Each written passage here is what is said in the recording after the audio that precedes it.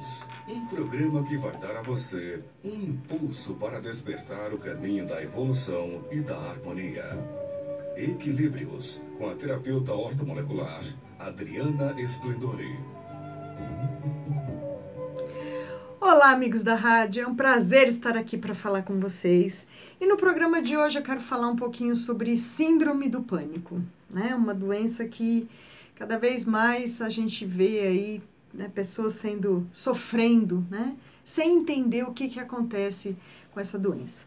A primeira coisa que a gente precisa entender é que síndrome do pânico, ela é uma derivação do quadro de ansiedade. A ansiedade, eu já fiz um programa aí passado, que eu coloquei até no canal do YouTube, né? Ela vai ter vários sintomas. Confusão de pensamento, cobranças emocionais que a gente mesmo se faz, preocupação, insegurança, baixa estima e medo. O medo é filho da ansiedade. E quando a gente, né, não consegue superar o medo, quando a gente fica alimentando o medo, a gente começa a caminhar para os quadros de pânico. A crise de pânico, ela vai acontecer quando a gente menos espera, mas elas são muito comuns, né?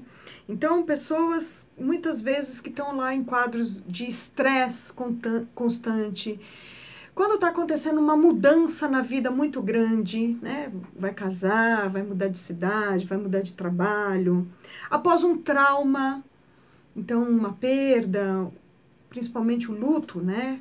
Quando morre alguém querido, é muito comum a gente reagir depois de tudo isso com o medo. Eu sempre falo com os meus pacientes, né? Tem duas formas da gente caminhar na vida, por amor ou por medo. Amor é aquela coisa que motiva, né? A gente fica alegre, uma sensação de bem-estar e a gente caminha. O medo, ele paralisa.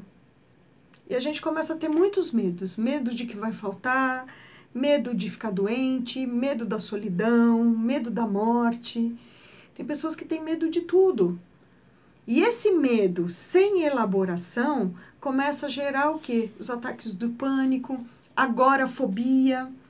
É muito comum a gente ver hoje pessoas que não conseguem mais sair de casa de tanto medo que tem.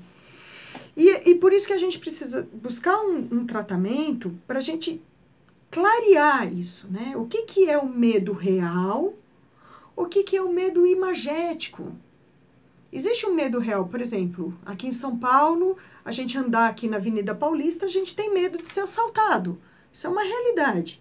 Então, o que a gente faz? Tira tudo que é de ouro, né? Põe a bolsa aqui na frente, se puder, chama alguém para ir junto com a gente se organiza e a gente supera o medo.